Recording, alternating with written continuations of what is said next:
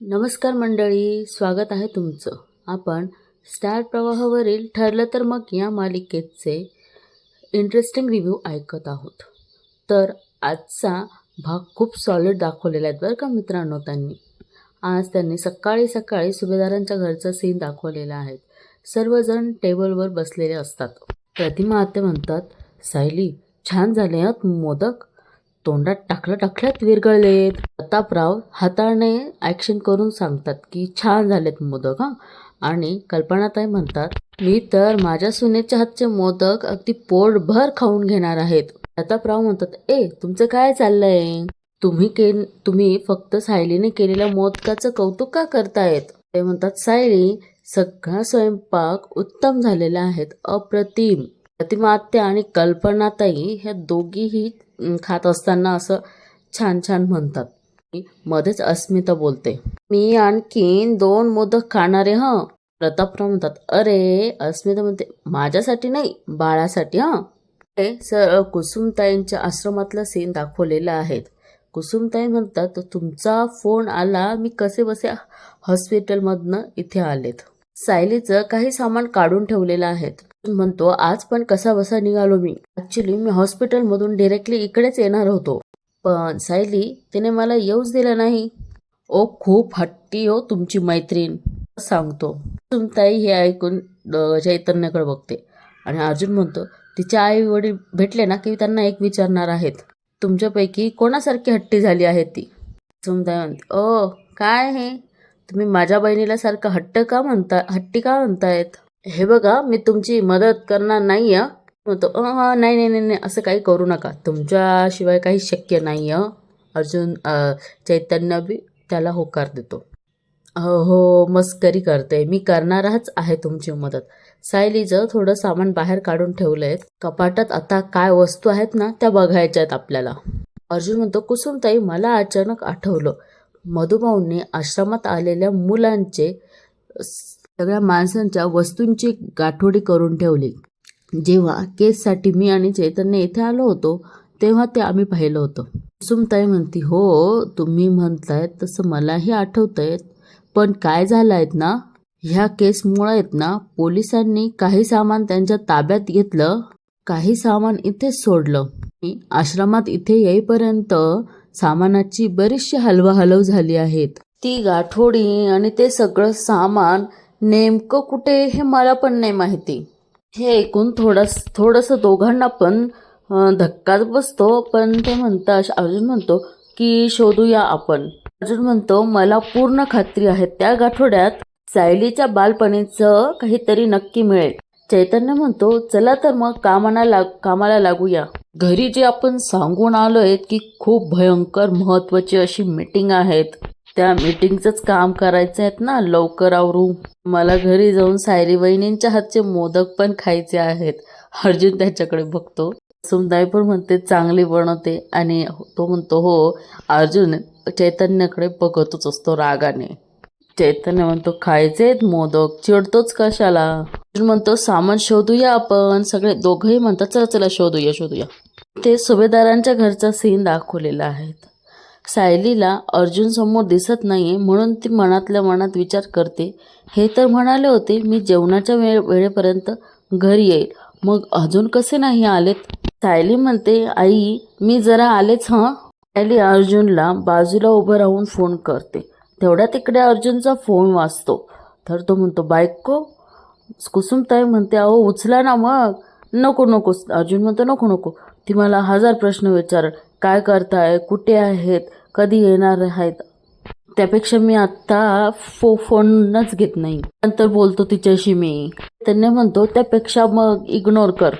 इकडे सिटी हॉस्पिटलचा सीन आहे. अश्विन त्या कॉन्स्टेबलला विचारतो की आम्ही तन्वी सुभेदारांना भेटू शकतो.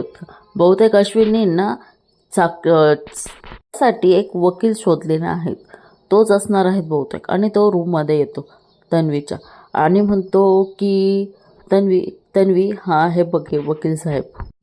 प्रिया म्हणते, हे अश्विन, हे वकील साहेब म्हणजे हे माझी केस लढायला तयार आहेत ना? अश्विन म्हणतो, हो ही तुझी केस लढणार आहेत आणि तुला इथनं सोडवणार पण आहेत. फायनली माझा विश्वास होता की तू काही करशील आणि हे जमवून आणशील.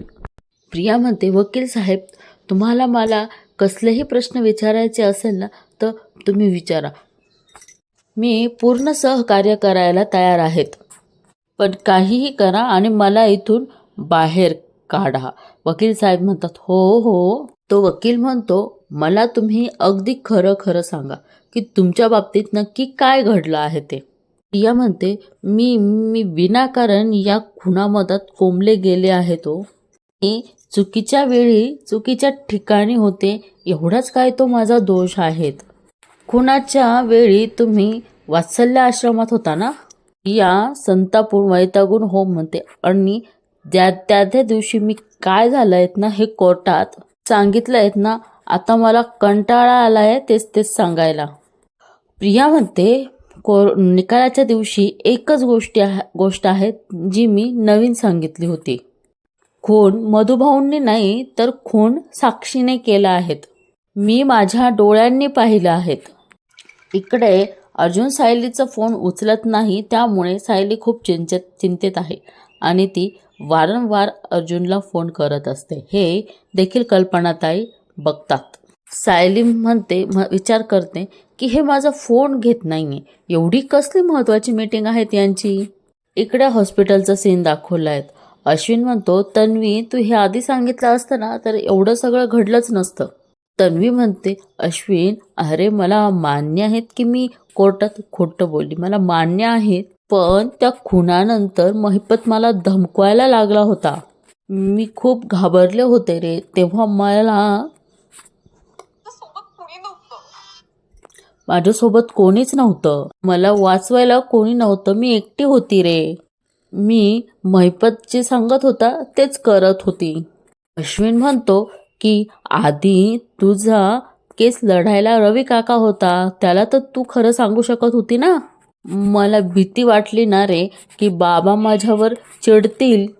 कुठल्याही स्त्रीसाठी तिच्या आयुष्यातले 2 पुरुष खूप महत्त्वाचे असतात. आणि इथं पण तिने परत अश्विनला खोटं बोलून जाळ्यात अडकवलेलं आहेत. बघा ही प्रिया कसली डावपेच खेळते, कसली. हिला तर मी म्हणते अजून 7 वर्षाची जेल झाली पाहिजे. तुम्हाला काय वाटतं? हो ना, झाली पाहिजेत ना.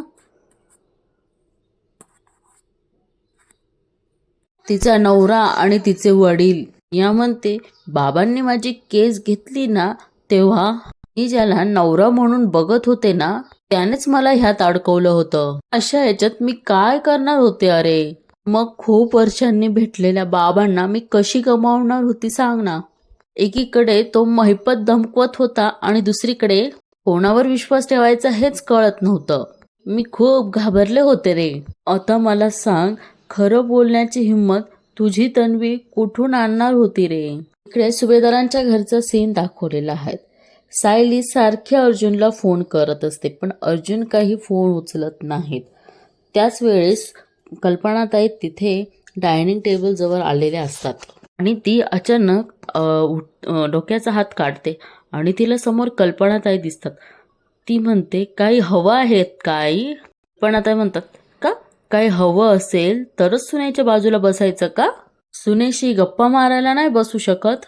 तसं नाही आई, खरं तर मलाही तुमच्याशी गप्पा मारायला खूप आवडतं.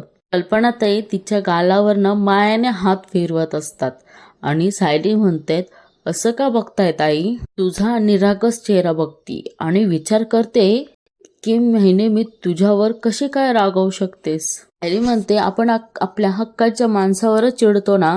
म्हणून आमच्या कॉन्ट्रॅक्ट मॅरेज बद्दल जेव्हा मधुभाऊंना कळलं ना तेव्हा ते पण असे खूप चिडले होते.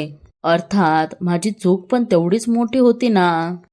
इकडे अश्विन ज्या वकिलाला घेऊन आलेला असतो तो त्याच्या ऑफिसमध्ये जातो आणि त्याच्याशी बोलणं करतो आणि म्हणतो, तुम्ही आता तन्वीशी बोललेच होते ना, मग पुढे काय करायचं? आता पुढची प्रोसेस काय असणार आहे? त्यावर वकील म्हणतो, तुमची मिसेस म्हणते की त्यांच्यावर खोटी साक्ष देण्याचा दबाव टाकला गेला आहे.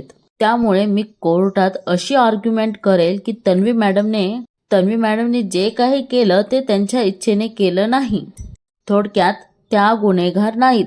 अश्विन म्हणतो की हे आर्ग्युमेंट कोर्टात स्टँड करेल का?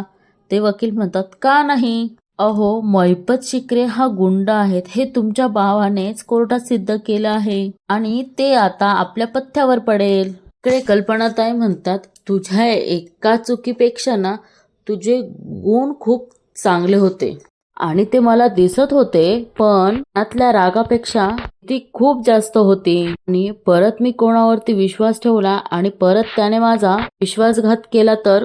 सायली यावर म्हणते, ही भीती पण रास्त आहे आई. पण आई, विश्वास ठेवा की जग इकडचं तिकडं झालं ना तरी मी तुमचा विश्वासघात कधीच करणार नाही. कल्पनाताई सुस्कारा सोडतात आणि म्हणतात की मी तन्वीवरती विश्वास ठेवलाच. केवढा माझा मूर्खपणा होता तो. ही सापाला दूध पाजते हे मला कळलंच नाही.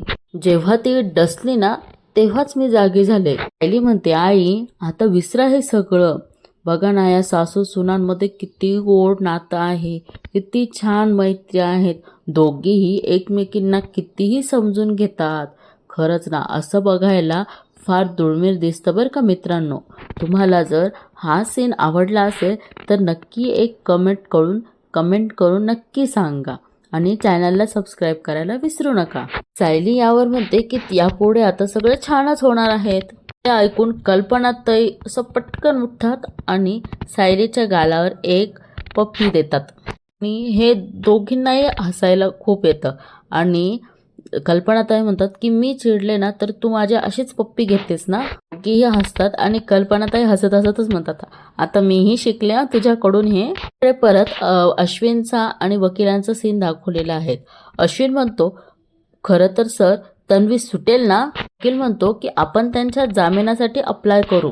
अर्थात कोर्टाचा निर्णय काय होईल हे आपल्याला आत्ताच नाही सांगता येणार. अश्विन म्हणतो की माझा भाऊ जास्तीत जास्त प्रयत्न करेल की तन्वीला जामीन मिळू नयेत म्हणून. तो तही तुमच्याही वरचा काहीतरी आर्ग्युमेंट करेल. त्यावर वकील म्हणतात, हो हे बघा, अर्जुन सरांनी आर्ग्युमेंट करण्याचा प्रश्नच येत नाहीये. केस स्टेट वर्सेस अक्युर्स अशी चालणार आहेत.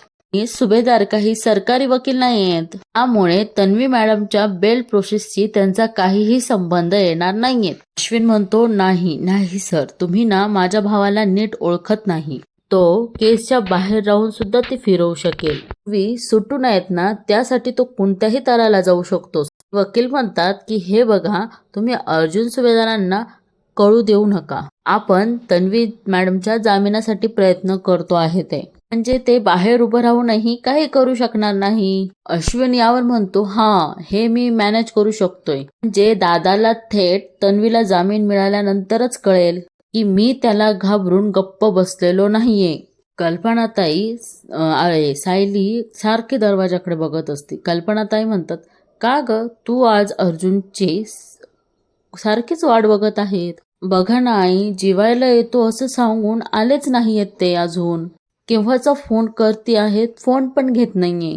कल्पनाताई म्हणतात, अगं तो कामात असेल. मुळात आई, त्यांनी आज सणाच्या दिवशी काम ठेवलंच का? ते काही नाही, आज ते आलेत ना की त्यांना चांगलं वटणीवरच आणते मी आता. नेहमीच झालं आहे त्यांचं. कल्पनाताई आता बहुतेक सायलीची मजा घेत आहेत. त्या म्हणतात, वा रे वा, माझ्या मुलाला तू वटणीवर आणणार आहेस, मी हे खपवून घेणार नाही. सायली म्हणते, आई तसं नाही, पण माफ करा मला. नाही, मी तुला तोपर्यंत माफ करणार नाही पर्यंत आपण दोघी मिळून त्याला वटणीवर आणत नाही. दोघी मिळून हसायला लागतात आणि कल्पनाताई म्हणतात, अगं तो तुला दुर्लक्ष करतो ना, मग आपण त्याला वटणीवर आणायलाच पाहिजेत. पण तू एकटीने नाही आहात, मीही तुझ्यात सामील आहेत. चालेल, आपण दोघी एकत्र होऊ आणि मग बघू कसे बोलतायत ते. बोलता बोलता माय लेकींचं प्रेम चालूच असतं. इकडे हे तिघं सामान शोधत असतात. कुसुमताई म्हणतात, आपण एवढी शोधाशोध केलीये पण इथे सायलीचं सामानच सापडत नाहीयेत. सर्वजण चिंतित असतात आणि अर्जुन म्हणतो की मला खूप होप्स होते की सायलीचं सामान इथे सापडेल. कुसुमताई म्हणते, श्रेयसचं गाठोडं सापडलं, सोमूचं सापडलं. कुसुमताई म्हणतात, तुम्ही एक काम करतात का, त्या कपाटात बघतात का? अर्जुन म्हणतो, 4दा बघून झालं कुसुमताई, त्यात काय काय आहे हे सगळ्यांना माहिती आहे एक्झॅक्टली. कुसुमताई म्हणतात, कमाल आहे बाई. सायलीचा गाठोडा सापडत नाहीये आणि प्रियाचा पण गाठोडा सापडत नाहीये. अर्जुनला ऐकून थोडं हे म्हणतो की दॅट स्ट्रेंज, ह्या आश्रमात बाकी सगळ्यांचे गाठोडे आहेत पण सायली आणि प्रियाचा गाठोडा गायब आहेत, ते कसं? इकडे ह्या दोघी सासूसूना अर्जुनची वाट बघत असतात आणि सायली म्हणते, बघा ना आई, हे अजून आले नाहीयेत, कधी येणार? नाही, त्याला येऊ देत, आपलं काय ठरलंय, आपण दोघींनी मिळून त्याला वठणीवर आणायचंय की नाही. मग एवढ्यात तिथे प्रतिमा आत्या येतात आणि म्हणतात, सासू सुनेच्या गप्पा चाललेल्या दिसतायत. कल्पनाताई सोफ्यावरून उठतात आणि म्हणतात, बघ ना ग प्रतिमा, अर्जुन कसा वागतोय हल्ली, सणाच्या दिवशी हा आपला गायब. हन्नी सायली मध्येच बोलले, हल्ली तर मला असं वाटतंय की ते माझ्याशी खोटं पण बोलत आहेत. प्रतिमा आत्या यावर म्हणतात, नाही ग, मला नाही वाटत अर्जुन तुझ्याशी कधी खोटं बोलेल ते. पण आता म्हणतात की प्रतिमा, तू आता अर्जुनची बाजू घेऊ नकोस हं. ग अर्जुनची वाट बघून बघून सायलीची अवस्था बघ काय झाली आहेत. सगळी शोधाशोध झाल्यानंतर अर्जुन आणि चैतन्य गाडीत असतात आणि अर्जुन म्हणतो, मला सांग चैतन्य, आपण एखादी जागा मिस केली का? एखादं रूम किंवा कपाट ते सायली आणि तन्वीचा गाठोडा असेल ते आपण बघितलंच नाही. चैतन्य म्हणतो की आश्रम काय महाल आहेत का की आपण एखादी खोली मिस करू? सगळी कपाटे उघडून बघितली. कुसुमताईंनी तर किचन मधली भांड्यांची सुद्धा कपाटं उघडून बघितली पण ती 2 गाठोडी कुठेच नाही सापडली. असं झालं असेल का मधुभाऊंनी या दोघींची गाठोडे ठेवलीच नाही? म्हणतो, नाही, तसं होणार नाही. अरे एका गाठोड्यात काकांच्या तर जुन्या गोष्टी सुद्धा होतात पण त्या 2 मुली ज्या लहान असताना आश्रमात आल्या, मधुभाऊंनी त्यांची गाठोडी बनवलीच नाही, हे पॉसिबल नाही. ती गाठोडी नक्की असतील पण त्यांना शोधायचं कुठे आणि नेमकीच ती गाठोडी आपल्याला सापडली कशी नाही? त्यावर चैतन्य म्हणतो, सापडतील, आपण शोधत राहूया म्हणजे नक्की सापडेल. आणि यावर चैतन्य म्हणतो, चल निघूया आपण. तेवढ्यात कुसुमताई आवाज देते, अर्जुन सर. ती अर्जुनला विचारते, अर्जुन सर, मला जाता जाता तुम्ही वाटेत हॉस्पिटलमध्ये सोडतात का? तुमच्या वाटेतच आहेत ना? यावर अर्जुन म्हणतो, कुसुमताई, वाटेत नसतं तरी मी तुम्हाला सोडलं असतं. मी तुम्हाला आताच विचारणार होतो पण मला असं वाटलं की तुम्ही आरामात हॉस्पिटलमध्ये जाण म्हणून नाही विचारलं. असा सोडतो तुम्हाला. आणि कुसुमताई गाडी दरवाजा उघडून आतमध्ये बसतात. प्रतिमा आत्या आता दोघींचीही मजा घेत असतात आणि कल्पनाला म्हणतात, तुझी आणि तिची अवस्था बघून तुझा जीव किती खालीवर होतय हे मला दिसतंय.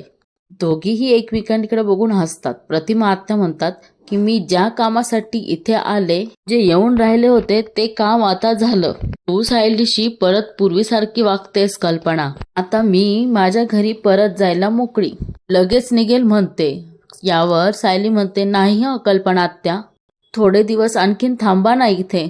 हो ना ग, गणपती आणि नवरात्र झाले की मग जाणा तू. छे काहीही काय नाही, मी जाते. घरी सगळं सुमनवर एकटीवरच पडतं ना ग. आणि कल्पना, मला ना आजकाल जरा सुमन थोडी अस्वस्थ वाटते. मी घरी गेलेलंच बरं. मला ही घराची जरा जास्तच आठवण येते. बरं प्रतिमा आत्या, जा तुम्ही, नाहीतर रविराज काका आमच्यावर रागवतील. तिघीही हसायला लागतात आणि कल्पनाताई म्हणतात, बरं प्रतिमा, काळजी घे. प्रतिमा आत्या म्हणतात की मी आवरायला घेते हं. सायली म्हणते, मी मदत करते. आणि कल्पनाताई तिथे सोफ्यावर बसत आणि अर्जुनची वाट बघतात. आणि इथेच हा एपिसोड संपतो हो मंडळींनो. तुम्हाला आजचा एपिसोड कसा वाटला हे कमेंटमध्ये नक्की कळवा. आणि आता त्यांनी प्रोमोमध्ये दाखवलेलं आहे, त्या बोलल्या होतात ना की आपण आता अर्जुनला चांगलं वठणीवर आणू म्हणून. आता बहुतेक तसं काहीतरी त्या करतायत. प्रोमोमध्ये दाखवलेलं आहेत की कल्पनाताई म्हणतात, अगं ते शेवटचे 2 मोदक उरले आहेत ना, ते आण ना आपल्यासाठी. शेवटचे 2 मोदक म्हणजे मी आणि सायली पळत पळत किचनमध्ये जातो आणि तिच्या मागे अर्जुन सुद्धा जातो. लुसलुशीत, सायली म्हणते लुसलुशीत मऊ शेवटचे 2 मोदक आणि अर्जुन म्हणतो, बायको म्हणतो मग सायली एक घास तरी, आणि तो मम्माकडे जातो. मम्मा मम्मा थोडंसं प्लीज. आणि अर्जुन चिडतो, ठीक आहे नका देऊ. अर्जुन डायनिंग टेबल जातो आणि म्हणतो खायचं काय, सगळं संपलं आहेत. सायली म्हणते आत्ता कुठे, मोदक खाऊन समाधान झाल्यासारखं वाटतंय. हरकत नाही, मी माझं जेवण बाहेरून मागवतोय, 15 मिनिटात येईल. आणि दोघेही चिडतात, खबरदार बाहेरचं काही खाल्लं तर. आणि अर्जुन डचकतो आणि त्याचा फोन उडतो. आणि इथेच हा छान एपिसोड संपून जातो. तुम्हाला कसा वाटला आजचा एपिसोड हे कमेंटमध्ये नक्की कळवा.